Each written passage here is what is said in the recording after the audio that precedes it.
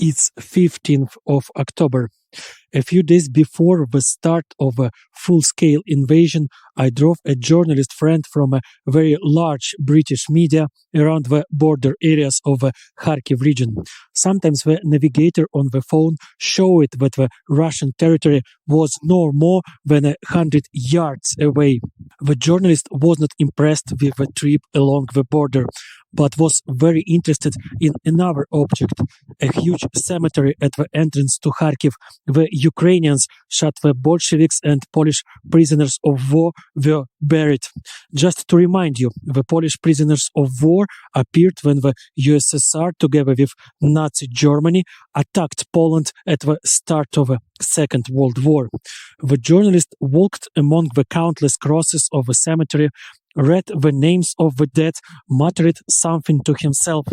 And when he came up to me and said very calmly, "When the Russians ask why they are not loved in other countries, they need to be shown this cemetery.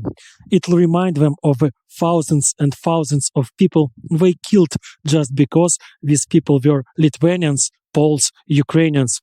When he lit a cigarette, pondered and corrected himself, "No, it won't help. I'm afraid we don't understand why you can't just kill other people." I will add one detail very essential for this story.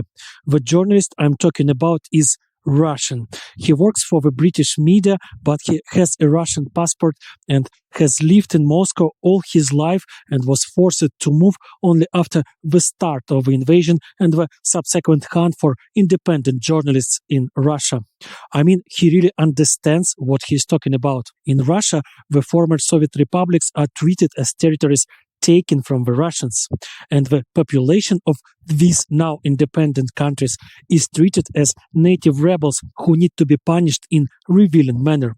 It is desirable to be as cruel as possible so that the inhabitants of other rebellious provinces again rush to Russia with a fright. And such an attitude towards neighbors is characteristic not only of ardent admirers of Putin who are ready to personally fight against Ukraine. Look, hundreds of thousands of people have fled Russia in recent weeks to escape being forced to go to the front.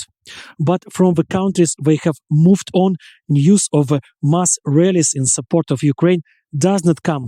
They do not picket Russian embassies demanding an end to the war. Many of them are not against the war in principle.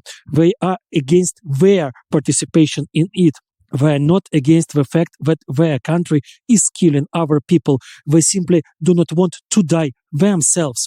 It is very important to understand that the idea of destroying Ukraine and conquering its territories was very popular among Russians when Putin decided to invade. Today, when failures at the front are forcing Russians to literally grab people on the streets and send the untrained into trenches, the popularity of war is objectively declining. But the dream of destroying Ukraine is not going anywhere. It seems to me that this dream has already become the basis of a national idea of Russians. Well, then we will have to beat this dream out of them.